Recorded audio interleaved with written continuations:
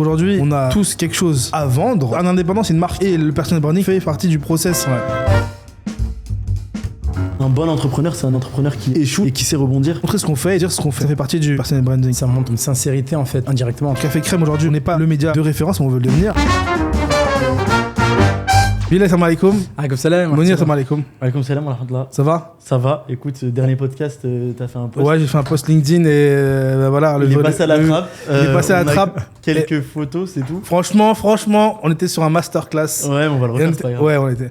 Mais après, comment tu veux qu'on le fasse? Comment tu veux qu'on soit spontané? On pourra pas être spontané, tu vois. on va essayer d'être spontané un max et je pense que non, ça va, tu m'as à l'aise. C'est le premier exercice de podcast. Hein. Que t'avais fait la dernière fois avec nous. Ouais, c'est bien. Il faut... Qu'est-ce qui s'est passé rapidement là, vite fait? C'est les rushs ils ont supprimé les rushs, ils ont perdu les rushs. Vous avez un problème, je crois, avec la plateforme de podcast. Enfin, non, avec la plateforme de cloud. Je sais pas MyBridge ou AirBridge, je sais pas quoi. Ils ont. En fait, j'avais les liens pendant 2 heures. Ouais, ça va. Mais franchement, t'es sur une masterclass. Ouais. Et Bilal, on a tourné dimanche ensemble. Bon, après les jours, on s'en fout parce que on va sortir les podcasts quelques jours avant. Ouais. Et on était sur une partie 2 avec Alassane. Alassane a disparu. A skippé. Il a plein de rendez-vous. Et du coup, on a pris mieux que Alassane. Pas un remplaçant. Jamais. On prend tout en glow up, tu vois. Et différemment, du coup, parce que là, on a Mounir. Et c'est un honneur parce qu'il s'est rendu rapidement disponible. En même temps, il habite à Business Bay. Downtown. Downtown. Non, on n'est pas loin. On n'est pas loin, c'est vrai. Et du coup, aujourd'hui, en fait, on devait aborder, à la suite du premier épisode, on a beaucoup parlé de freelancing, notamment l'importance de switcher vers le freelancing. Bon, l'importance, ça dépend pour qui, mais en tout cas, on a motivé les personnes qui nous suivaient, les consultants, etc., en donnant notre avis et notre retour d'expérience pour passer de consultant salarié vers le freelancing. Ouais. Les problématiques aussi que ça a amené et tout. Exact. Et on avait chacun des histoires différentes, tu vois, donc c'était intéressant. Et en fait, aujourd'hui, l'objectif, c'était vraiment de parler de personal branding, tu vois. C'est-à-dire qu'aujourd'hui, on a tous quelque chose à vendre en soi. Exact. On peut vendre nos compétences. Toi, Bilal, t'es indépendant. C'est ça. Donc, la vente de tes compétences, ça fait partie de mon quotidien. De ton quotidien. Donc, il faut que tu arrives à te mettre en avant, vendre tes compétences, tes skills aux personnes qui ne te connaissent pas. Exactement. Donc, aujourd'hui, on connaissait les CV. Les CV, pour moi, c'est has-been. Limite, je ne demande même plus de CV, moi, quand je recrute, d'ailleurs. Et donc, le personal branding a pris le relais. Alors, quand je dis personal branding, il y a plusieurs thématiques, tu vois. Aujourd'hui, le podcast, ça fait partie du personal branding qu'on peut... Ça arrivé il y a quelques années, hein, en vrai. Il y en avait pas mal, je pense. Après, c'est vrai que là, ça s'est développé à vitesse grand V. Moi, quand j'ai commencé, il n'y avait pas de personal branding. C'était mais c'est clair. Vente devant le client. On avait un commercial, nous, je te dis, qui nous représentait. C'était lui, notre personal branding. Ouais. En vrai, le terme personal branding, je sais même pas... Il y en a qui le travaillent depuis très longtemps. Tu vois, les associés et tout, dans les grands cabinets de conseil, ils vont constamment faire des sessions sur BFM TV, ils vont parler de sujets tech, c'est eux les précurseurs au final. Oui, voilà, c'est ça. Et nous, en fait, moi, je l'appelle ça du market. En gros, c'est du market perso que tu fais. C'est ça. Comme si tu marketerais une brand ou un truc. Exactement. Aujourd'hui, un indépendant, c'est une marque. Tu considères comme une marque. Ouais. Et pour te distinguer, moi je parlais ce matin, je raconte une anecdote rapide. Ce matin, mon fils il passait un entretien pour sa nouvelle école. L'école, il rentre en 6e, le gars. Et l'école, tu vois, ils mettent la pression avec je crois que c'est le 3e rendez-vous. Et il avait un entretien avec la directrice du middle, tu vois. Et face à moi, c'est mon petit, je lui dis, quelle est la différence? Pourquoi je te prendrais toi? Il me dit, mais papa, tu me stresses. Je dis, mais pourquoi je te prendrais toi plutôt qu'un autre? Il me dit, je sais pas, je suis le meilleur, je sais pas. Je lui dis, mais mets-toi en avant, fais du personal branding. Tu vois, les critères, essaie de convaincre la personne. Exactement.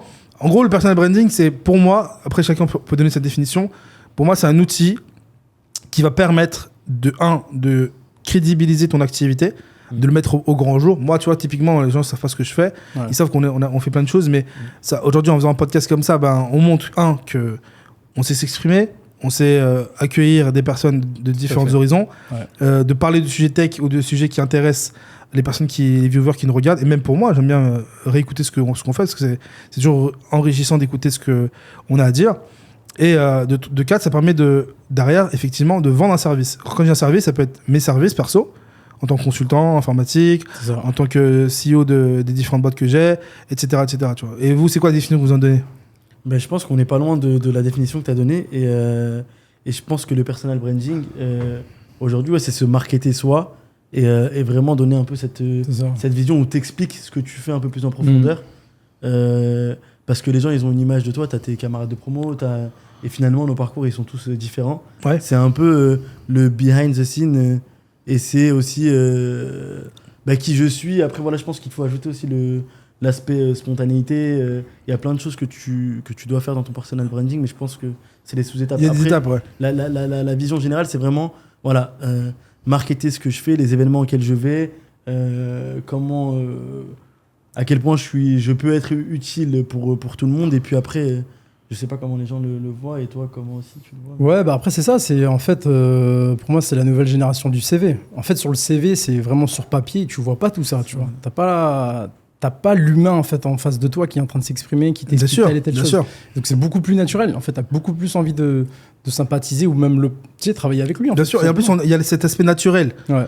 Tu vois, moi, c'est pour ça que il y a plein de gens qui sont connus aujourd'hui dans le e-com. Le e-com c'est eux qui ont démarré dans plein de choses en général. Bon, en plus, Mounir, toi, tu pourras nous expliquer un peu si tu viens du e-com. Enfin, tu viens du e-com, j'abuse, mais t'as percé, t'as fait des choses dans le e-com qui ont marché.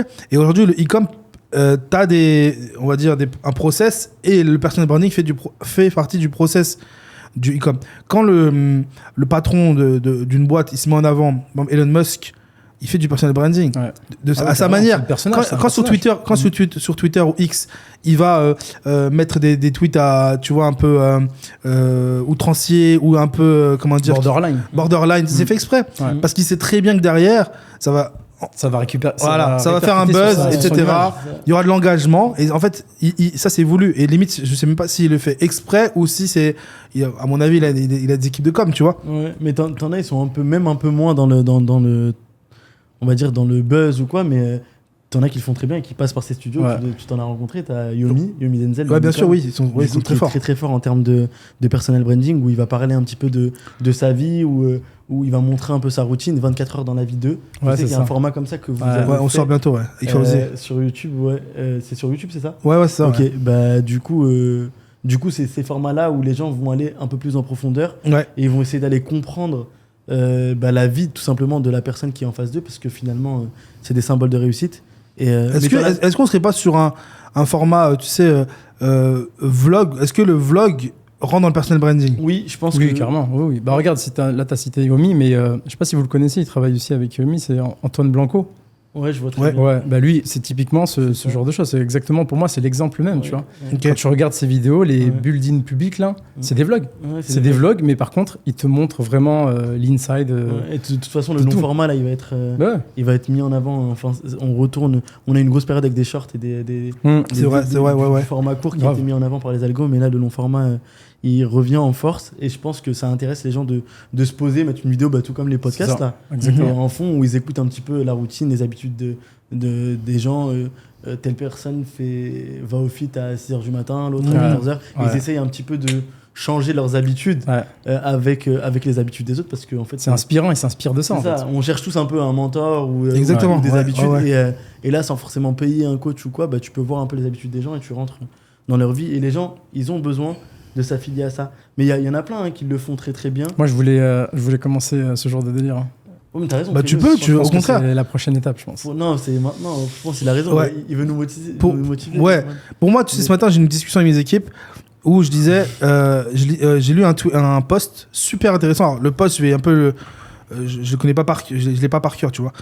Mais ce que le post disait, c'est, il prenait une nana qui s'appelait Renée Witherspoon, je crois. Et elle a créé un book club avec aujourd'hui qui est estimé à 1 milliard d'euros. Un book club où tu rentres gratuitement. Un book club, c'est quoi? C'est un club de rencontre où tu t'inscris et on va t'envoyer 10 livres à lire. Dans le mois, tu choisis le livre à lire, et ensuite le livre sera envoyé à tous les membres du book club et tu lis le livre. Ok. Bon, pour l'instant, rien de ouf. Sauf que la nana derrière, elle a pensé à un funnel de vente. Qu'est-ce qu'elle s'est dit? Cette nana-là, en fait, derrière, avec ce book club, elle va mettre 10 livres qu'elle aura choisi, donc elle aura contacté les éditeurs, etc. Elle va dire aux 10 personnes, aux 10 écrivains du livre, voilà, le livre qui sera sélectionné, je le pousse à mon book club qui a, je crois, 6 millions de lecteurs. Les chiffres sont peut-être pas bons, hein, mais voilà, c'est à peu près ça que j'ai lu. Et en gros, elle dit que derrière, elle récupère les droits d'auteur et les droits de reproduction du livre. Donc elle voit tout de suite si le livre il marche ou pas. Si le livre il marche, derrière qu'est-ce qu'elle fait? Elle est aussi, je crois qu'elle est aussi partenaire chez Netflix. Donc elle a des parts chez Netflix. Donc du coup derrière, elle sait que ce livre-là va marcher. Donc que pour la data. Elle va en faire un film, une série, un documentaire qu'elle va diffuser sur Netflix. Et elle sait que ça va fonctionner parce que derrière, elle a cette data qui montre qu'il y a 6 millions de personnes qui ont été intéressées par ce livre-là. Tu vois. Et derrière, il y a BlackRock qui a racheté, qui a pris une des parts de la société à autour de 900 millions d'euros. T'imagines le truc? Donc, comment elle a fait? Parce que derrière... Elle éprouve l'attraction, après elle se dit... qu'est-ce qu'on elle a commencé à faire des vlogs, des explications de son book club. Donc ça inspire les gens. C'est pour ça que les gens vont vers le book club. Moi, tu me dis un book club, j'y vais pas. Mais si demain, je vois des gens que j'aime bien en rôle modèle, qui commencent à me parler de... Mais automatiquement, tu vois, ça rentre dans ton non, mais c'est super subconscient et tu y vas. Mais ici, c'est bien, je pense, Dubaï, pour voir un peu ce que les gens font. Bon, il y en a plein qui le font. Là, en tête, là, j'en avais pas trop au début du podcast. Là, il y en a qui viennent en tête. Ayman Gadi. C'est le number one, lui. Number one. Je pense qu'il y a beaucoup de gens qui s'inspirent de lui et qui le copient apparemment. Il est très lifestyle. Il est très fort, lui aussi. Je crois qu'il est à Dubaï, lui. Il est à Dubaï. Ouais, je crois qu'il est à Dubaï. Il a fait une vidéo de sa villa, là, récemment. Ah ouais, ok, tu vois. Oui, mais tu vois, ces formats-là sont repris par tout le monde. Et je pense que lui, il y a plein de comptes satellites qui tournent autour et qui mettent, je crois, la stratégie, c'est ça. C'est des shorts et plein de trucs qui sont balancés à droite à gauche. Et en fait, plus il va être vu par les algos de certaines plateformes, plus les algos vont favoriser son contenu et le montrer. Donc du coup, ça, les comptes satellites propulsent aussi son contenu à lui, qui est sur le compte principal. Donc la stratégie est très bien pensée. Il doit y avoir des vidéos sur YouTube. Qu'est-ce qu'ils vendent? Ils vendent de la formation, du coup, c'est ça? Il y a une agence de marketing, je crois, de base. Agence de marketing et de la formation aussi. De la formation, c'est ça. Donc ça, c'est très intéressant. Après, t'en as d'autres aussi. T'en as dans l'IMO, t'as DRN ici. Rapproche un peu le micro juste comme ça. T'en as dans l'IMO. T'as DRN Mounir. Ouais, Mounir est très fort. Je crois, qui est très fort dans ça. Il faut citer son nom, je pense que c'est un exemple. Mounir, on se connaît. Et Mounir, quand je l'ai connu il y a 2 ans et demi, on s'est vu dans un café, là, au café de Paris juste à côté. Et il n'était pas encore dans le. Mais comment je l'ai connu, c'est parce que c'est déjà par son personal branding perso. Et ensuite de son agence, et c'est comme ça que je l'ai connu via Snapchat. Et maintenant il fait des podcasts. Il va même faire un studio, je crois, dans ses locaux. Quand il dit personal branding, il fait quoi? Il fait du YouTube, ça ou non, pas du tout. Il fait il y a plein de formats, je crois. À la base, lui, il a une agence immobilière, une des agences immobilières francophones. Je vois c'est qui, je pense. Je vois c'est qui. Mounir, dédicace à toi. On l'a tous vu, je pense, parce qu'en fait, si t'es venu en vacances ici ou si tu vis ici, tu l'as forcément vu en sponsor sur les pubs Snap ou sur les pubs. Il est très présent. Et tu vois, ce genre de modèle-là, c'est pour moi une agence immobilière aujourd'hui qui est sur Dubaï, une agence francophone, elle doit s'inspirer de ce qu'il fait. Exactement. C'est pas de la copie, au contraire. Non, tu vois, parce qu'aujourd'hui, on se copie plus. Aujourd'hui, les réseaux, c'est ouvert. Donc, de toute façon, les visions sont différentes, quoi qu'il en soit. Exactement. Mais il a réussi son coup-là parce qu'effectivement, il a mis le personal branding au cœur de son activité. Et c'est pour ça qu'aujourd'hui, même les gens veulent travailler avec lui, t'imagines J'aime bien, moi, parce qu'il a mis la barre super haute. Il fait du contenu tout le temps. Et un projet qui sort, il va en parler, il va donner du détail, il va expliquer un petit peu. Grosse dédicace à Nicolas Abdallah, c'est lui qui fait les tournages et tout, le monteur. Un ami qui habite à Sharjah et qu'on s'est rencontré pour notamment la marque que tu portes, là, Sindid. C'est lui qui fait les shootings. Je fais la petite présentation. Tu vois. Mohamed Ali faisait déjà du personal branding à l'époque ou pas? Exactement. Tu vois, il y a encore des images. Mais t'as Cédric Doumbé aussi, t'en as plein. T'as des modèles. En fait, on pourra en citer. Il y a dans tous les domaines. Mais toi, dans ton agence, t'es une agence aujourd'hui, c'est ça? Oui, c'est ça, exactement. Donc, je sais que toi, tu te mets pas encore en avant et que. Non, on le dit constamment à nos clients. On leur dit mettez-vous en avant. C'est vrai que nous, on le faisait pas et on va le faire et on commence à le faire avec toi déjà dans les podcasts. C'est vrai. Et je pense qu'on va commencer à mettre pas mal de contenu sur ce qu'on fait parce qu'on nous le demande régulièrement, que ce soit Samir ou moi. Mais bon, je sais pas ce qui nous freine. Est-ce que c'est le fait qu'on ait plusieurs casquettes? Moi, je sais qu'au début, parce que j'ai commencé dans le monde du SaaS en 2018, et j'étais incubé à Station F, et je sais que je ne voulais pas, avec Djibrilou d'ailleurs, donc on devait faire un SIRH pour mesurer le niveau de compétences techniques des développeurs avant de les recruter. Il faut savoir qu'on était... oui, après, il y a eu Coding Games, il y en a eu pas mal qui l'ont fait. On était avant le Covid. Donc moi j'étais à la sortie de mes études, fin d'école d'ingé, après j'avais fait les Grenoble École de Management, et j'arrive et je me dis bon, on est dans les process de recrutement, et on se dit c'est encore des PDF, des Excel, des trucs, et on lance ça. Et à ce moment-là, moi le fait que je n'ai pas voulu en parler et me mettre en avant, c'était la peur de l'échec. C'était la peur de l'échec où je me disais mais bon, on sait pas si ça va marcher. Et donc je pense que j'ai traîné ça pendant très longtemps, et cette crainte-là en fait, il faut la sauter rapidement parce que finalement, un bon entrepreneur, c'est un entrepreneur qui échoue, je pense, et qui sait rebondir. Donc je pense qu'il ne faut pas avoir la crainte de se dire oui, mais si mon projet ne marche pas, ou peut-être que je vais me tromper, ou peut-être que je vais en parler, et puis après je vais paraître pas crédible parce que je vais parler d'autre chose. C'est un peu la crainte qu'on a. Moi, en tout cas, pour moi, si tu me demandes d'y réfléchir là maintenant, c'est la crainte que j'avais auparavant. Et je pense que c'est pour ça que j'ai pas mis. Et puis parfois, on fait plein de trucs. Tu vois, toi, Café Crème, Média, Agency. Moi, c'est simple. J'ai commencé à mettre en avant. J'ai toujours été, on va dire, côté Akatsuki de la chose. C'est que même avec Food Gang et tout, même mon Instagram privé, j'ai jamais voulu montrer mon visage. En fait, je sais pas, je voyais pas l'intérêt de montrer mon visage pour parler d'un produit ou des choses qui me passionnent, tu vois. Mais en fait, aujourd'hui, dans le domaine de l'influence, on n'est pas des influenceurs, mais dans le domaine de l'influence, les gens ont compris que c'est le fait de se mettre en avant, de se montrer régulièrement et que les gens deviennent un peu participants de ta vie perso, qui fait que derrière il va pouvoir vendre ce qu'il veut comme produit parce que le gars, ça y est, il aime ton lifestyle, il aime ce que tu fais, il aime ta famille, il aime tout ce que tu as chez toi. Exactement. Il est un membre de ta famille, donc tu peux lui vendre ce que tu veux, frère, ça passe. Nous, j'ai décidé de mettre en avant, et les premières vidéos que j'ai fait, j'ai eu beaucoup de retours, tu vois, Imran, ça fait longtemps, etc. En vrai, les gens qui me connaissent, on est connectés, tu vois. Mais le fait d'avoir personal branding, en fait, c'est pourquoi? C'était pour dire, comme tu dis, je l'ai pas fait parce qu'on a plein d'activités. Donc c'est compliqué de mettre mon visage sur une activité alors que j'en fais d'autres, mais c'est pas grave, tant mieux, parce que l'activité où je vais mettre mon visage, c'est l'activité principale entre parenthèses, où je veux que il y a de l'attraction. Café Crème aujourd'hui, je veux que ça soit connu, reconnu. Donc on fait du média, c'est pour ça que le média existe, c'est parce qu'on veut faire des contenus pour plaire aux gens, et des contenus un peu exclusifs, tu vois, des choses qui sortent un peu de l'ordinaire. Le podcast, c'est pas un truc exclusif, mais on reçoit des personnes comme vous qui sont exclusifs. C'est bien, hein. Et non, c'est important. Et en fait, c'est aussi mettre la force aussi sur ce qu'on sait faire. Aujourd'hui, on a toujours été dans le don. Tu vois, et aujourd'hui, recevoir des personnes comme vous, c'est aussi vous mettre en avant et vous expliquer ce que vous faites. On n'est pas le média de référence, mais on veut le devenir. Et l'objectif, c'est que voilà, chacun a un business à montrer et on fait du personal branding pour ça aussi. Ouais, c'est bien. Toi, Bilal, en tant que dev, pareil, toi aussi, je sais que tu fais du personal branding perso sur Insta, etc. Ouais, moi, c'était souvent du perso. Et en fait, c'est depuis que je me suis installé à Dubaï que je commence à... Tu vois, genre, en fait, si tu veux, à aucun moment, j'ai mis en avant que j'étais développeur, consultant à mon compte, je faisais ça. Je l'ai jamais mis, en fait, tu vois. Et depuis que je suis à Dubaï, donc ça fait 2 ans, je commence à introduire cette compétence, on va dire, parce qu'en fait, en vrai... C'est ce que je suis, en fait, tu vois. Bien sûr. Je peux pas faker, je peux pas... les gens vont me dire, mais tu fais du kebab ou c'est quoi le délire? Bah oui, non, il faut c'est clair. Du coup... c'est clair. Et ça rend la chose plus naturelle. Et comme vous dites, derrière, tu es en train de monter une image de marque. Puis par la suite... Et les gens vont te suivre. Les gens, quand ils font... tu montres ce que tu fais dans ton activité professionnelle.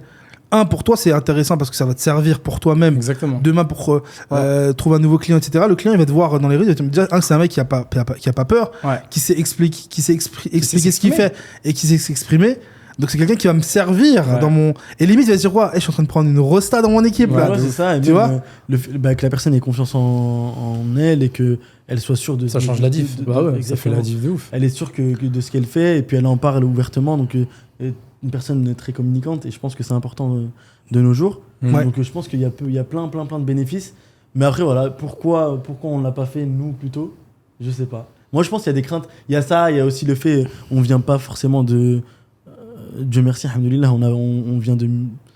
Bon, nos familles ont passé un moment, mais les milieux desquels on vient, je pense que forcément, la réussite... je sais pas si forcément c'est principalement elle est bien vue ou parce que tu sais, tu as des potes à toi qui sont... t'en as qui sont restés en France, t'en as qui...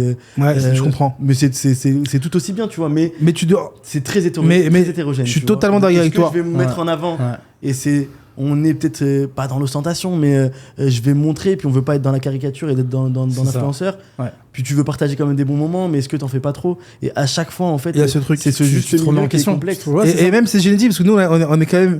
Je pense que toi, tu es marocain, Mounir, c'est un Algérien, je suis d'origine indienne, et on a peut-être ce côté aussi de nos parents où on a appris à être discret, à être... Exactement. Tu vois, on n'a pas forcément voulu montrer ce qu'on fait. Et en fait, aujourd'hui, comme tu dis, t'as la bordure entre le fait de se dire on n'est pas des influenceurs, on n'est pas des personnes qui veulent montrer, mais en même temps on veut montrer ce qu'on fait parce que on peut inspirer même un petit jeune qui te connaît, qui t'a croisé dans la rue ou qui te connaît parce que par ton petit frère, etc. Il dit ah ouais, ils font ça, ils ont une agence, ils font ci, ils doivent être développeurs, mais c'est intéressant, c'est quoi? Il va se renseigner, etc. Donc, ça se trouve, tu as été une porte ouverte, tu as une petite porte entrouverte, tu vois, il est rentré par là, et hop, tu l'as motivé. C'est ça, et même, il y en a qui vont partager du contenu autour de toi. Je pense qu'ils vont partager ton contenu. Ah ben regarde, il a fait un podcast, il a fait ci, il a fait ça. Ah mais il fait quoi? Ah mais il regarde, et puis ça peut les intéresser.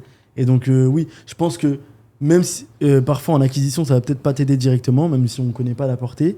Mais je pense que pour closer un lead ou closer quelqu'un avec qui tu peux être en négociation, ça peut aller beaucoup plus vite. Il va se dire oui, lui, il est présent, il discute. Naturellement, on l'invite. C'est que les personnes qui l'invitent savent qu'il fait des choses qui sont peut-être à minima intéressantes. Donc du coup, je vais je peux lui faire confiance. Et les gens, ils ont besoin de ce social proof. Se dire ouais bon, ils sont validés par c'est exactement ça. En fait, c'est exactement ça. C'est un social proof que tu es en train de XP de jour en jour. C'est ça, tu le construis. Ouais, tu sais, parce que il y a aussi cet aspect où tu ne te caches pas. Souvent, tu vois, dans mes activités précédentes, mais qui sont aussi mes activités du moment, dans le portage, on en a parlé dans le dernier podcast, le fait que tu vas te montrer va aussi rassurer les consultants qui vont venir chez toi. Parce qu'ils disent, bon, Imran, je sais qu'il fait partie de cet écosystème. Donc, si cet écosystème, il est aussi transparent, bah, ça veut dire que cet écosystème est aussi transparent. Sinon, on n'aurait rien à se cacher. Tu vois, je serais un pirate de l'air. Ça se répercute sur le Exactement. Sur le système. Je me mettrais pas en avant parce que je sais que derrière, je suis un pirate de l'air et que voilà. Non, au contraire. Ce qu'on fait, c'est des choses qui sont valuables, qui sont riches aussi en termes d'enseignement pour les personnes qui nous suivent. Donc, c'est important de montrer ce qu'on fait et de dire ce qu'on fait. Et ça fait partie du personal branding, tu vois. Et ça montre, en fait, comme tu le dis, ça montre une sincérité, en fait, indirectement, tu vois. Donc, au final, c'est... Bah, toi, est-ce que tu as aujourd'hui, dans ton domaine à toi, de dev en freelance, tu as déjà pensé à une stratégie en personal branding? Quel type de contenu tu vas pouvoir faire? Moi, j'ai le personal branding qui m'intéresse principalement, c'est le vlog. Parce qu'en fait, j'ai toujours vlogué, tu vois. Tu l'as vu Bien sûr. J'ai des vidéos YouTube sur Dubaï. Donc, du coup, en fait, ça a été ça ma base. Tu vois, j'ai même vlogué. Pour te dire, j'ai peut-être même vlogué avant de développer. Ouais, peut-être ça arrive en même temps. J'ai vlogué en développant, enfin, tu vois. Sauf qu'en fait, le vlog était vraiment tourné sur mon personnage, rien à voir avec du coup le personal branding. Et aujourd'hui, on arrive à un moment donné où je peux rassembler les deux. Donc le côté vlog building public là, de ce fameux Anton Blanco, ça m'intéresse énormément, tu vois. Après, j'ai vu des vidéos assez inspirantes, là, notamment celui qui était avec nous au podcast, là, Anne, je me souviens plus de son prénom. Alassane. Ouais. Je suis tombé sur ses vidéos et ça m'intéresse aussi pas mal parce qu'en fait, en vrai, il montre, dans cette vidéo-là, il montre un peu ce qu'il sait faire. En fait, j'avais l'impression de voir un CV digital. Ouais, ok, c'est clair. Et bon, après là, vraiment, comment dire, tu cibles directement un peu une audience technique en fait. Parce qu'une personne qui arrive là et qui n'est pas vraiment inspirée. Alors, je suis d'accord avec toi pour l'audience technique, mais tu cibles aussi une audience qui va peut-être être intéressée par la tête. Tu vois, je dis des images. On est des images. Moi, quand on me voit comme ça avec la casquette retournée, comme la tienne, et en fait, ils se disent, mais ces gens-là, c'est quoi? Le mec, c'est de l'informatique. Le mec, c'est un CEO. On dirait pas. Ouais. Non, en fait, on casse l'image. Tu casses. Bah oui. Tu peux me voir, tu peux me croiser en costume cravate, ultra rare. Peut-être à un enterrement, peut-être, mais non. Tu me croises jamais en costume cravate. Tu seras en camis. Ouais, en camis, tu vois. Et ouais, en plus, je serai en camis, en plus. Et si je suis en costume, c'est vraiment parce que voilà, il y a un truc ultra important et je vais respecter mon client, etc. Donc, tu vas me croiser comme je suis. Ici à Dubaï, j'ai appris à me libérer des on va dire. Et tu vois, c'est depuis Dubaï aussi. Ouais, non, même en France, ouais. Pour les clients, oui, depuis Dubaï. Ici, quand j'ai des rendez-vous clients, franchement, j'y vais comme je suis et je ne change pas. Et je vais au rendez-vous, même mes rendez-vous avec mon banquier et tout, j'y vais comme ça parce qu'il sait comment je suis et on se voit comme ça, tu vois. Et en France, on a cette image où attention, on va voir le banquier, vas-y, je vais mettre ma cravate, je vais mettre mon truc, machin, etc. Genre limite, faut être mieux habillé que qualifié en fait. Exactement. Non, et tu vois, ça, le personal branding, ça joue là-dessus.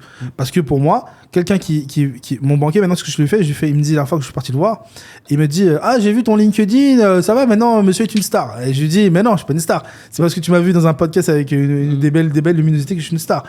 Il m'a dit, non, ce que je veux dire, c'est que, ça y est, quand on te voit.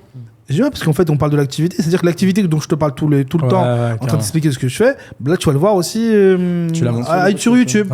Voilà, tout simplement. Je rentre pas dans le détail, mais tu comprends ce qu'on fait. Comme ça, tu vois aussi mes clients, mes sous-traitants, et tu vois qu'on fait du business en synergie. Et que tout est normal. Et tout est normal, et que je suis pas le seul. Là, en KYC, politique de banque, pour connaître son client, au moins il te connaît. Il me connaît bien, là. Et tout le monde sait ce que tu fais. Après, attention, je pense que Mounir ou toi, Bilal, vous êtes des personnes qui sont communicantes, qui ont du relationnel, ça se voit, parce qu'on se connaît pas. Mounir, on se connaît depuis un bout de temps.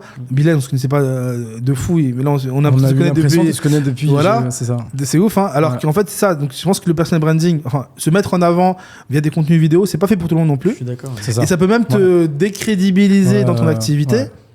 Donc, je pense qu'en fait, cette manière de se mettre en avant et de faire du personal branding, elle n'est pas adaptée à tout le monde. Donc, il faut bien choisir dans ton équipe, dans ta team, même si toi, tu veux mettre en avant ton agence, les personnes qui pourront représenter ton agence. Après, je peux poser une question, ça peut aussi nous amener sur un débat. Est-ce que tout freelancing, donc toute personne consultante à leur compte, peut faire du personal branding? Ouais, parce qu'il n'y a pas que dans le personal branding, c'est pas que du contenu vidéo. Par exemple, dans le personal branding, moi, on avait établi une liste ce matin, juste avec mes équipes, je te dis, on en a parlé ce matin. Exemple, on a pris les différents canaux. Ok, par exemple, tu prends LinkedIn, on a pris Twitter. Ok, dans Twitter, il y a très peu de contenu vidéo. C'est beaucoup de trades. Ouais, je crois. Tu vois beaucoup de trades où le mec va raconter l'histoire de Steve Jobs et derrière il va sortir une morale de la réussite de Steve Jobs. Où le mec va dire, hey, vous savez les gars, j'ai développé un site e-commerce et je suis passé de 0 à... Attends, ça marche super bien. 0 à... ça marche bien. Comment j'ai fait, je sais pas moi, qu'un SaaS ou peu importe, 0 à 100K en monthly revenu. Exactement. Sans une seule ligne de code et ainsi de suite. T'as pas mal de gens qui font ce genre de contenu. Et t'as pas forcément besoin de vidéo. On a toujours besoin d'un codeur.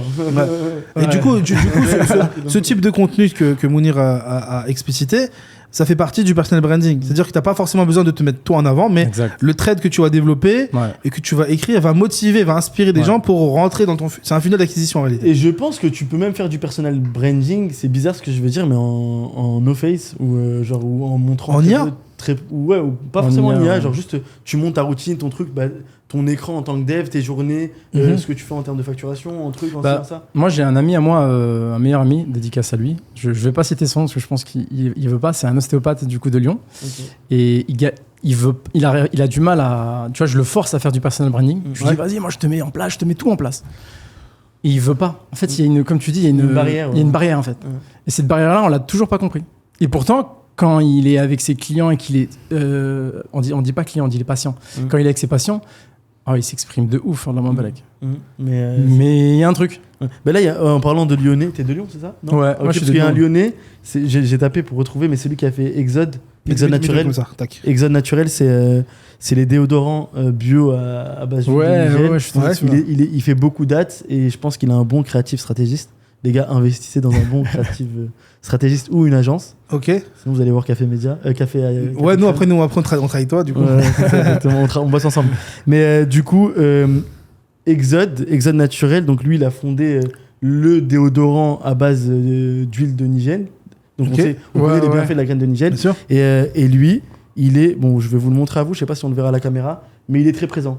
Mais lui, il fait énormément de créa. Plein de pubs sur... Et de toute façon, tu le vois avec Feed, Anthony Bourbon. Moi, je vais parler beaucoup de DTC Brand, donc direct to customer, des marques un peu digital native qui sont nées en ligne et qui font beaucoup de... Parce que c'est mon domaine, que je comprends bien ce qui se passe autour de ça. Mais c'est vrai que de plus en plus, et depuis très longtemps aussi, il y a les fondateurs qui se mettent beaucoup en avant et qui vont parler, qui vont montrer les procédés. Et il y a souvent cette personne qui est en face de la caméra et qui va parler. Nuager, c'était une marque de crème un peu en chantilly. Et c'était une fille qui était devant la caméra et qui montrait un peu le procédé, le contenu et tout ce qu'elle faisait. Donc je pense que oui, faut absolument le faire. Après, ton ami ostéo, tu sais, t'en as, ils veulent tout simplement pas scaler, tu vois. T'en as, ils sont en mode c'est très très bien. C'est un peu ce que je lui dis en fait. J'ai pas envie, s'il veut pas ouvrir de clinique, pour lui, il est déjà full. Et t'en as aussi, je pense, peut-être que c'est ça, mais qui sont en mode mon succès parle un peu pour moi. Je parle pas de ton pote, mais nous, pendant très longtemps, on disait oui, mais nous, de toute façon, on démarche pas, il y a beaucoup de bouche à oreille. Les gens qu'on accompagne en rebranding ou en e-commerce ou peu importe, déjà pour les consultants en data et tout, l'offre et la demande elle est déséquilibrée. C'est vrai. Donc si tu as des consultants, t'es bien. En général, t'as pas forcément ce besoin d'aller faire du personal branding, ce qui est dommage. T'as des agences, elles ont 200 consultants. Tu vois le site internet, tu dis pardon. Tu vois, pourtant, on peut juste prendre le studio où on est actuellement. Hein. Ils ont un site internet. Je pense que si on fait une liste, un classement des sites internet les plus éclatés au sol, ils arrivent 99e. Hein. Pourtant, frérot, c'est la queue. Hein. T'as bien vu, hein, c'est chargé parce que c'est nous qui faisons leur personal branding à eux. On leur met en avant leur podcast parce qu'à chaque fois, tu vois. Moi, je le dis, ils ont supprimé notre ancien podcast. Je leur en veux encore un peu. Si tu nous écoutes, boss. C'est pas grave, on te pardonne, t'inquiète. Franchement, on est allé. Il y a pas mal de concurrence en fait. À Dubaï, on l'a vu la dernière fois, on avait Podster, etc. Je crois. Ouais, il y en a 3-4 quand même. Mais tu sais, ici, comme il y a pas mal de têtes qui sont venues, je pense qu'en tout cas pour la francophonie. Bah, c'est ça, en fait. C'est ça. Je pense que c'est ça qui nous a ramené, nous, on se dit, voilà, on a nos petits repères. Qui nous a ramené. Mais non, en fait. Comment t'expliquer ? Ils ont ce truc qui marche à Dubaï et qui ne marche pas encore bien en France. C'est le contact direct avec WhatsApp. Tu vois, en France, on a encore du mal avec WhatsApp. Ici, WhatsApp, il est ultra développé, vous le savez tous. Les gens qui sont à Dubaï, on peut se comprendre avec WhatsApp. Bah, ici, tout se fait par WhatsApp. Moi, j'envoie un message ce matin, je me suis réveillé, j'envoie un petit audio, je lui dis, frérot, en anglais, tu vois. J'étais un créneau de 7 à 8 ou de 6 à 7. Ouais, ok, j'ai ça, t'en bouge pas. Bon, après, des fois, ils peuvent prendre du temps. Mais ils ont des solutions en général. Ils te trouvent exactement. J'avais vu ça, j'étais allé manger à Cookley, Downtown Business Bay, et eux, les restaurants, ils ont le. Tu sais, ils répondent par WhatsApp, là, ils font tout sur WhatsApp. Ça veut dire qu'en gros, tout le monde a accès, je crois, au même numéro, et ils te répondent assez rapidement. Et c'est vrai qu'en France, tu leur dis. Une fois, je suis allé faire les boutiques, et ici, dans les magasins, genre, t'as la personne à qui tu parles. En général, si tu veux savoir des trucs sur la nouvelle collection ou un truc, et ben, elle va garder un lien avec le client. Elle se dit, c'est bien. Ça, LTV, lui, il va dépenser pendant très longtemps dans la boutique, autant que je le garde pour moi. Et donc, du coup, elle va essayer de tisser un lien, tu vois. C'est vrai. Et limite, elle va te dire, quand c'est ton anniversaire, elle va t'envoyer un message. Elle va dire, on a reçu ci, on a reçu ça. J'ai demandé à Paris, on m'a dit, ouais, non, on le fait pas trop, tu vois.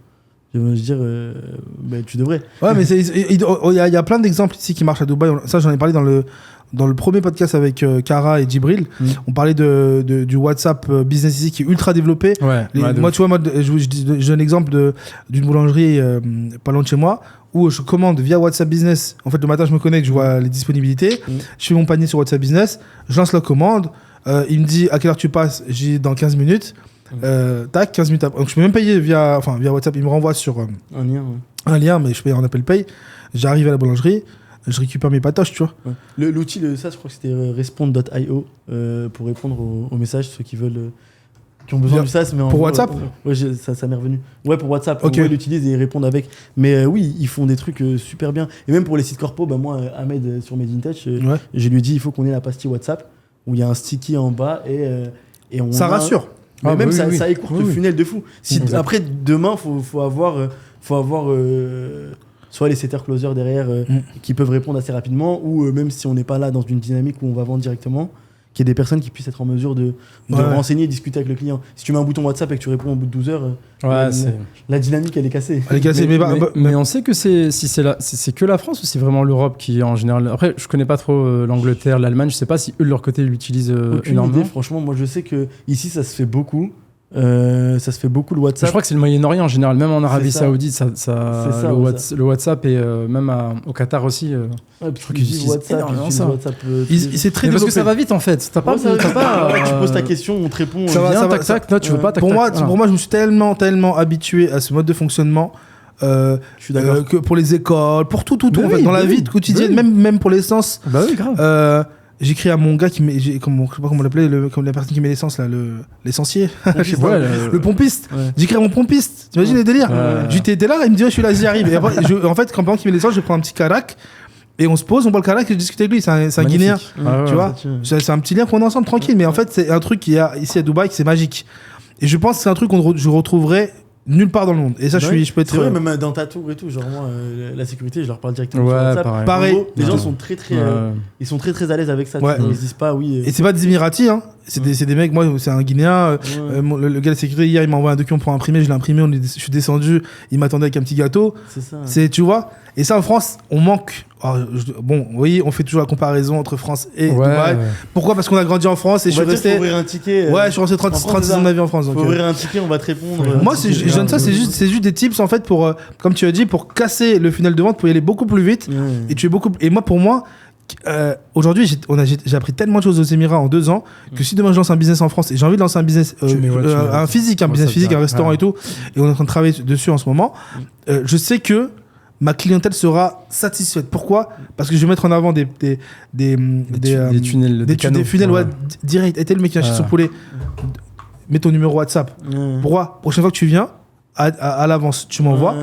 Je sais que des fois, il y aura forcément... Mais après, est-ce qu'ils se disent pas en règle générale que WhatsApp, ça reste très familier et peut-être que du coup, ils se disent que ça reste pas professionnel. Oui, mais il faut éduquer. En fait, moi, je pense que c'est les mastodontes qui doivent le mettre en place. En France, on a ce système. Il faut que ça vienne de là. Si Decathlon le fait... Du coup, le reste vont le faire. Je suis d'accord avec toi. Et les grandes enseignes. Faut que ça vienne des têtes, en fait. Ça, c'est plutôt. Ouais, c'est vrai, t'as raison. Ou bien aussi, il y a un système d'éducation à avoir. C'est-à-dire que t'éduques ta clientèle aussi à avoir des nouvelles habitudes, tu vois. Quand les mecs payent avec la montre, ou quand le mec a commencé à payer avec son téléphone. Bon, tu vois, au début, on est tous écrits, mais qui va sortir son téléphone pour payer ? Aujourd'hui, qui a sa carte bleue dans sa poche ? Je pense que c'est très bien parce que les gens, ils en ont marre de parler avec des chatbots sur les sites internet. Ouais, de ouf. Tu parles ça fait 10 ans qu'on parle à l'IA, genre. Les gens, tu lui expliques les problèmes, elle essaye de te placer dans des. Dans des cases, c'est jamais la bonne case, et à la fin, au bout de 10 minutes, tu dis je veux parler à un conseiller. Et à la fin, tu cliques, tu dis mais. Et moi, ça me saoule quand tu parles à quelqu'un. C'est des grosses boîtes, effectivement, je pense qu'ils sont obligés de mettre ce système-là parce que si tout le monde veut essayer de joindre un conseiller, je pense mais en fait, ils te font prendre des chemins un petit peu hasardeux et à la fin, il n'y a pas de conseiller. Tu es obligé de revenir en arrière, tu refais le. Mais c'est pour ça que moi, je pense qu'en e-com, c'est pas forcément intéressant parce que tu as quand même pas mal de trafic. Et en corpo, je pense que c'est plus intéressant. Dans la mesure où normalement, tu vas moins être sollicité. Mais un site sur lequel tu as X visiteurs tous les jours et que tout le monde va te poser des questions, finalement, parfois. L'objectif, c'est la conversion, tu vois. C'est que l'achète, c'est pas qu'il te discute avec toi. Je suis en train de penser à un truc là sur LinkedIn. Tu vois, maintenant, ils ont enfin rajouté le fait de cliquer directement depuis le profil, d'aller directement sur ton site web. Donc, il y a écrit maintenant quand tu vois sur un post. Le truc apparaît tout le temps, tu vois. Mais un truc basique qu'ils pourraient faire ou que je pense que on peut réussir à le mettre dessus, c'est de contacter directement le freelance via WhatsApp, par exemple, tu vois. Moi, ça m'intéressait de ouf, tu vois, t'imagines. Un Property Finder ici avec les appartements. Exactement, même Dubizzle. Dubizzle Property Finder, et après, ou maintenant avec l'iPhone, tu re-switches vite fait et tu retournes sur ta page dans laquelle t'étais. Mais le fait de ne pas forcément avoir constamment une messagerie interne, par exemple sur Le Bon Coin, tu vas avoir ta messagerie interne sur Le Bon Coin, et après ailleurs. En fait, ça ouvre à chaque fois une fenêtre. Dans WhatsApp, c'est quand même un des moyens qui est le plus utilisé. Mais voilà, je pense que en tout cas, on a fait un petit aparté, mais je pense que cet aparté est nécessaire parce que ça rejoint pour moi ce qu'on disait sur le personal branding. C'est que, en fait, aujourd'hui, le personal branding, pour répondre à ta question, Bilal, de tout à l'heure, le type de contenu que tu peux mettre en avant, c'est pas forcément de la vidéo, ça peut être des threads, comme on avait dit sur Twitter. Ça peut être des posts, ça on le voit de plus en plus, même Alassane, c'est ce qu'il fait souvent, parce que j'ai vu ce qu'il faisait, c'est que tu fais des posts avec toujours à la fin une morale de ton post. C'est pas juste tu racontes une histoire pour raconter une histoire. Exact. Et après il y a pas d'intérêt. Tu racontes un truc derrière. Contenu. Je pense qu'il faut qu'on fasse le point. C'est un exercice qu'il faut qu'on fasse. Je pense toi comme moi. Grave. Moi je suis chaud et on fait le point dans. Là on est fin. Vas-y, let's go. Il y a quel jour. On se donne un an dans un an. L'objectif. Même pas. On se fait un webinaire live. Non mais on refait un podcast. On refait le point sur nos situations personnelles. Et on voit en termes de personal branding. Il y a mon associé qui m'a posé une question tout à l'heure. Mais toi c'était déjà chaud. Tu veux déjà faire des vlogs. Non, vlog, mais après, je pense que tu vas automatiquement dériver aussi vers du personal branding sur LinkedIn et tout. Tu vois. Je pense qu'il faut être un peu partout. Moi, je te dis, il faut être multicanal. Il faut que tu sois multicanal. Après, tu peux faire le personal branding va servir pour ta société, pour ton entreprise, donc ton agence ou ce que tu veux, tu vois. Café crème est partout. Café crème, on veut entendu nous mettre des petits. Là, ça va brander. Là, on n'a pas brandé, tu vois. Clairement, on n'a pas bien brandé. On va pas. Mais on va brander petit à petit, tu vois. Ouais, mais typiquement, je pense que t'as raison, Imran. Le personal branding, c'est archi important. Il y a des mecs, moi, je pense à plein de monde qui sont super forts, qui en font que très peu et qui pourtant et c'est dommage. Des montagnes de savoir. Mais de ouf. Mais c'est ça en fait. Fares, c'est ça qui me dérange. Un très bon ami à moi, très fort en marketing. C'est un peu l'ombre du succès de pas mal de brands en France et partout dans le monde. D'ailleurs, il est en train de monter sa brand là. Et il y travaille énormément. Du coup, il est plus. Il est dans l'e-com. Exactement. Ouais. E-com et tout ce qui est marketing. Et il a une approche data-driven c'est ouf ce qu'il a pu faire. Il était présent dans certaines formations e-com françaises et d'ailleurs je le salue. Mais Larry Balek, c'est quelqu'un qui est très qui a une vision très lointaine et en termes de personal branding, il est très peu présent sur la scène. Mais moi, je trouve ça dommage, tu vois. C'est un truc. Ouais, je pense qu'il travaillera avec le temps et il y a des génies en fait qui passent à côté, tu vois. C'est ça, exactement. Parce qu'en fait, c'est le fait d'être il a quand même un taux d'engagement qui, demain, il fait un mastermind, c'est rempli, tu vois. Genre, ah ouais, ok. Ouais. Parce qu'en fait, dans la sphère et dans la sphère e-com, il est connu. Mais je pense que son savoir pourrait aller bien au-delà et voilà, c'est une aparté parce que lui me vient à l'esprit maintenant. Je pense que t'en as plein comme ça. Et c'est dommage que les pointures elles soient pas mises en avant, mais souvent c'est ça, hein. T'as vu genre en consulting et tout ou à l'école t'as des cracks, en école d'ingé, c'est les plus forts, en entretien c'est pas forcément les meilleurs. Mais moi je fais partie de la catégorie des mecs qui sont pas bons en école mais qui a fait leur trou dans leur relationnel et dans le terrain, tu vois. C'est pas qu'on est pas bon, c'est que tu peux être milieu de milieu où tu sais que t'as dû réviser tout le week-end alors qu'une personne c'est comme le footballeur, il est pas bon à l'entraînement et sur le jour du match il est présent, tu vois. Il y a des gens comme ça, il va être un peu moins régulier et tout, et t'en as ils sont talentueux mais on ne les voit pas trop parce que c'est des bosseurs, mais t'en as plein dans l'e-com, t'en as plein. Mais moi en fait le personal branding, pour moi, il me rajoute un challenge supplémentaire parce que tu vois, moi pour l'agence Café Crème, le challenge qu'on a, c'est on est plusieurs personnes, tu vois, donc c'est les associés de Café Crème qui ont chacun un rôle spécifique. Tu connais Fayaz entre autres. Ils ont des capacités, etc. pour expliquer des choses. Et je lui dis, mais aujourd'hui le challenge c'est quoi? C'est qu'on va tous faire du personal branding, on va tous se mettre en avant, tous expliquer ce qu'on fait de manière différente, des carousels, des traits, des vidéos, etc., etc. Et in fine, comment tu vas mesurer que ça a marché? Parce que mon associé me pose la question ce matin. Mon associé est quelqu'un de très pragmatique, tu vois. Lui, il se mettra jamais dans des vidéos comme ça, c'est clair et net. Il déteste ça. Et il me dit, Imran, comment tu vas juger la qualité de ce que tu es en train de faire en termes de vidéos, etc., etc. Lui, il voit que coût financier. Il me dit, ça coûte de l'argent, ça. Je dis, ça coûte de l'argent. Il me dit, est-ce que tu vas mesurer un nombre d'abonnés, un nombre d'engagements? Je dis, même pas. J'ai dit, ça se trouve, on va même pas gagner d'abonnés. Ça se trouve, on va gagner 2, 3, 4, 5. Ok, c'est peut-être une valeur qui pourra être une valeur de mesure pour dire que ça a marché. Pour moi, là où ça aura marché, c'est plus en termes de renommée ou d'acquisition. Oui. Hier, on a un client, j'ai au téléphone. C'est de l'awareness, hein, c'est une campagne. C'est une campagne où ça va juste te rendre plus visible. Et en fait, les gens, à force de te voir, vont te faire confiance. Donc, je pense que c'est un peu comme une présence à la télévision, tu vois, et où forcément, tu peux pas mesurer l'impact. Où on en parlait, je crois, la dernière fois, mais ceux qui sont présents sur Sherzade, une grosse présence sur Sherzade, je pense que ça coûte une certaine somme. Est-ce que tu peux le mesurer? Oui, plus ou moins, avec le nombre de véhicules qui passent par jour. Mais on n'a pas un tracking de la data qui est aussi précis que ce qu'on peut avoir sur les KPI qu'on peut mesurer sur un compte Instagram ou sur des ventes sur un site internet. Mais je pense que ta présence, elle est super importante, sinon les gens ne le feraient pas. Écoute, hier matin, on a un call avec un client, il se reconnaîtra. Et dans le call qui est super intéressant, c'est un client qui est même pas dans la tech, rien à voir, hein, c'est dans l'automobile. Tu vois, il vend des pièces détachées de voitures. Tu vois. Il a un groupement et tout à Paname, enfin en Ile-de-France. Et on parlait de personal branding. J'ai dit, frérot, il faut que tu te mettes en avant.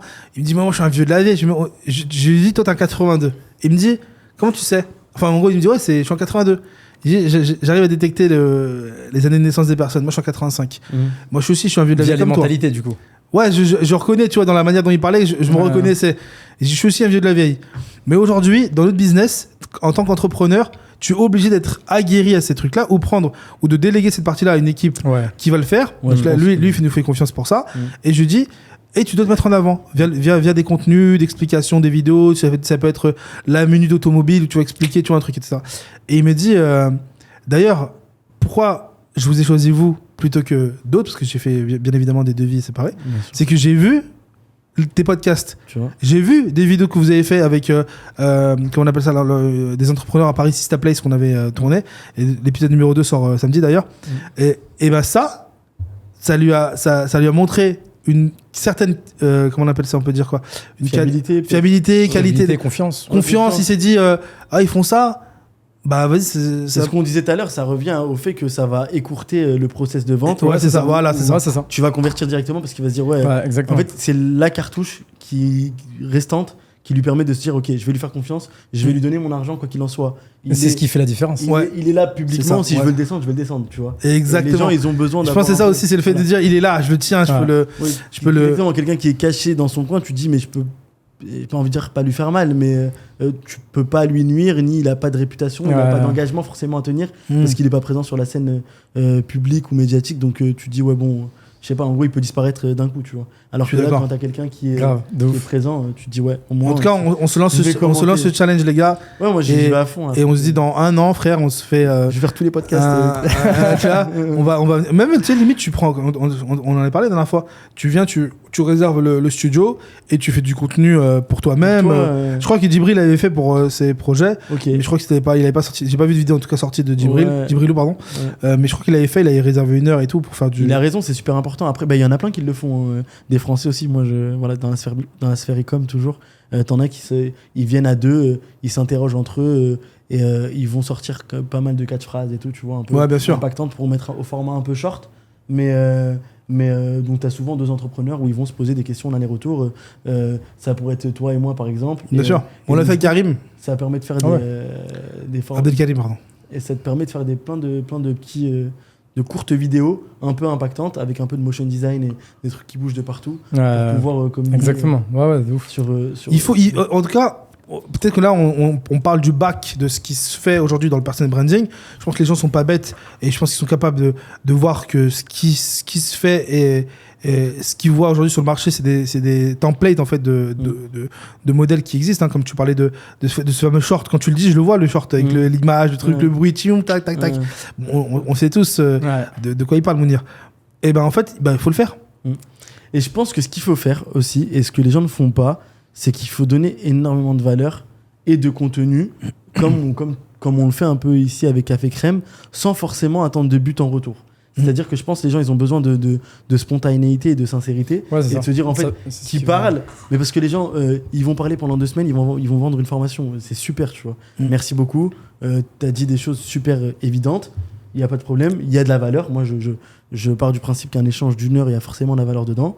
Même si tu connais 80% des choses, ou 90%, il y aura peut-être l'information qui va te permettre soit de passer à l'action, soit d'aller un peu plus vite, soit de prendre une décision. Donc forcément, ça va être intéressant. Mais je pense que le format qui est bien chez Café Crème et dans les podcasts qu'il y a ici, c'est que, et dans les podcasts de qualité, tu peux même sans permission ou plein d'autres podcasts, c'est qu'en fait, ça discute de pas mal de sujets c'est vrai. De manière spontanée.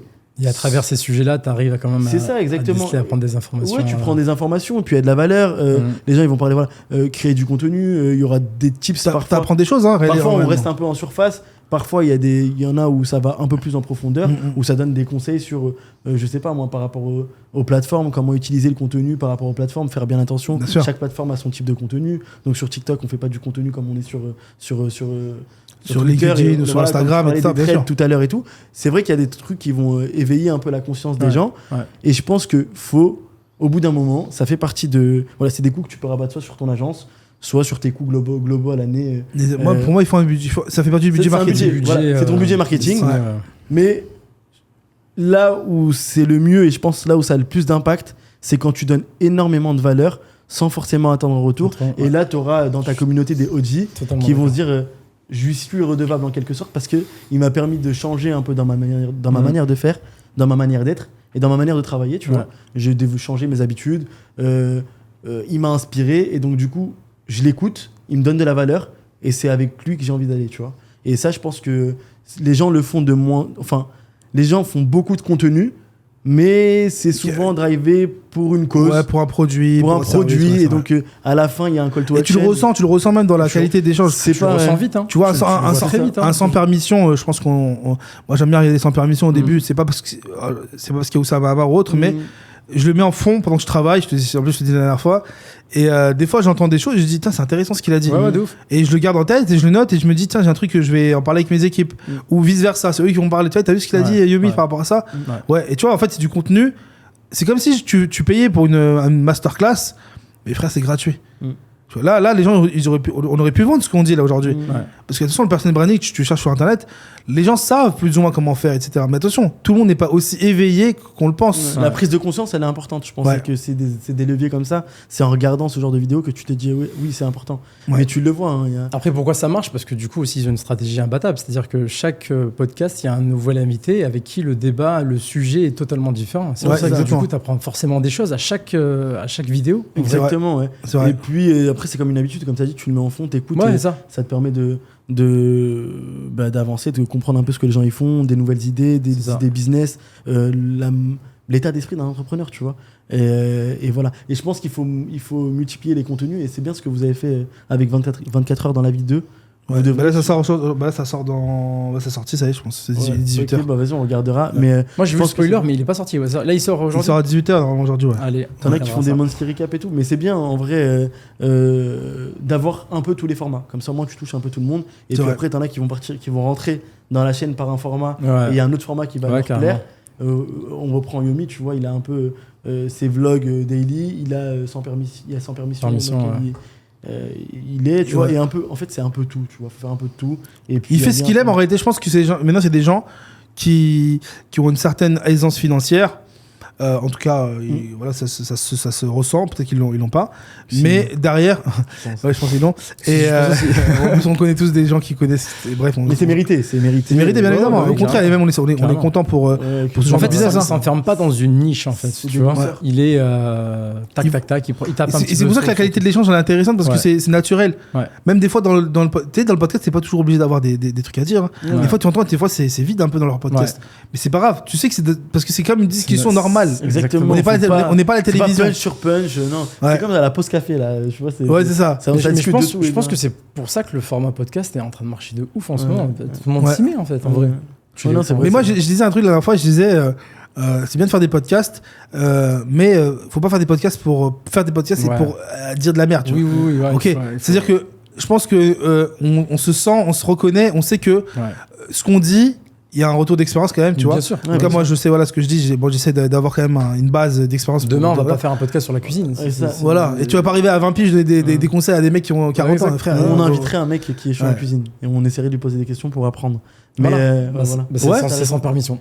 C'est ça. Mais en vrai, c'est super important de faire. Et même, voilà, aborder une thématique. Là, aujourd'hui, on a une thématique, c'était donc le personal branding.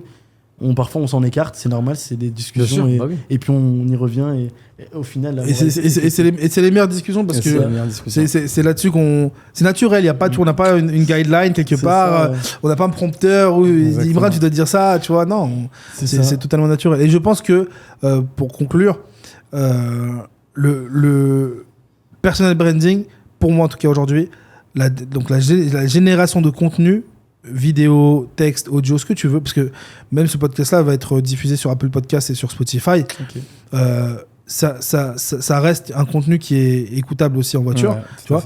Donc ça va intéresser les gens, et je pense que donc, du coup on se dit dans un an, c'est trop tard, mais dans 4 mois déjà on peut se voir et on se dit vas-y, qu'est-ce que tu as fait et où tu en es et quel a été le résultat, tu vois. Au niveau de ton agence, je pense que tu auras des leads qui seront naturellement vont te faire confiance par rapport au fait que vous êtes bien avant toi et Samir. D'ailleurs, j'ai fait le post LinkedIn et je vous ai mis en photo. Mais on va repartager. Mais on le fait pour nos clients et on en parle tout le temps du fait d'être mis en avant. Mais je pense que le challenge là, à l'issue de ce podcast, c'est qu'on le fasse nous. Hein. On va le faire. On le fait, on refait un point. On refera un point sur ça. On book donc dans 4 mois maintenant, ça y est, c'est plus. Là, on est quel jour là? Nous sommes mardi 28 mai. Mardi 28 mai, et donc du coup ça serait juin, juillet, août, septembre, fin septembre. Fin septembre, c'est bien à la rentrée. On voit ce qu'on a fait. Fin septembre? Ouais. Vas-y, let's go. Fin septembre, vas-y, allez. Début octobre, si jamais. Mais là, pression. Imran, il est. Je commence déjà à réfléchir. Non, moi, tu sais que je vais. Le format vlog que tu dis. Frérot, tu prends imaginons que là tu rentres à Paris pour l'été, je sais pas, avec les JO, etc. Et tu prends ton téléphone et tu te vlogs, tu dis écoutez là, un truc intéressant à dire. Je ne veux pas me vloguer pour me vloguer, pour me dire je suis en train de manger une merguez avec mes cousins au barbecue au bord de la mer, tu vois. Même ça se trouve, ça va être intéressant, mais c'est pas ça c'est pas l'image qu'on veut donner nous, en tout cas via Café Crème ou moi via le personal branding que je fais pour l'agence. Mais par contre, tu peux faire des contenus comme on réfléchit à un type de contenu qui est le 24 heures, donc comme tu le sais. Très bien. Fauzi, on a tapé tout de suite un entrepreneur high level, mais tu peux aussi le faire sur des petits entrepreneurs du quotidien, genre le boulanger, pour dire de 24 heures avec la meilleure baguette de France, le meilleur ouvrier de France, ou tu vois, peu importe. En fait, c'est inspirant pour n'importe quelle personne qui regarde. Exact. Tu vois, toi, tu me parlais de M. Konaté, c'est ça? Et Mamadou Konaté, voilà. Dédicace.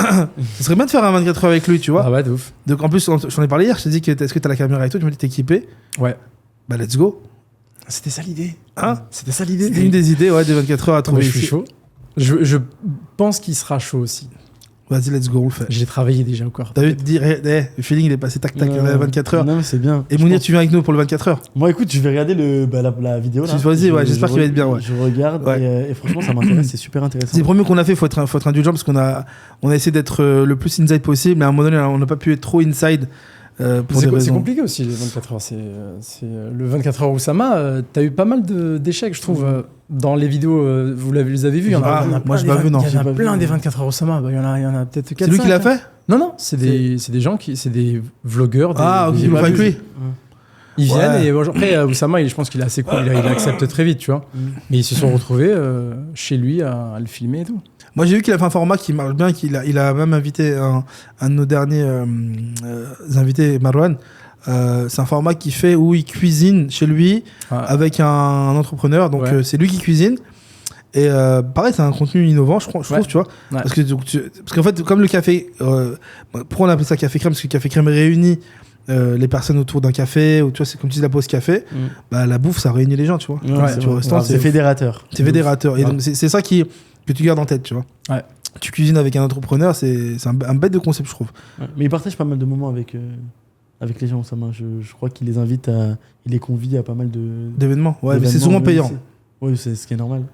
Il donne beaucoup de valeur, je pense. Ouais, je pense. Après, tu penses qu'il doit donner beaucoup de. T'as raison. Mais quoi qu'il en soit, c'est un peu en mode de mastermind. Bah écoute, le mot de la fin, c'est qu'on se revoit dans 4 mois. Ouais. D'ici le temps, Mounir, tu rentres en France cet été? Théoriquement, ouais. Ouais. Bon, ok, j'ai compris. Marrakech, je reviens après. Marrakech, ok. Bah écoute, on se capte dans 4 mois. Et si on a d'ici là un autre contenu à faire, on va essayer de se voir pour le 24 heures. Ouais. Et let's go. Plaisir. Merci à toi. Merci à vous. Merci à vous, les gars. Café Média. Merci à toi. Merci à tous. À la vôtre. Ciao, ciao.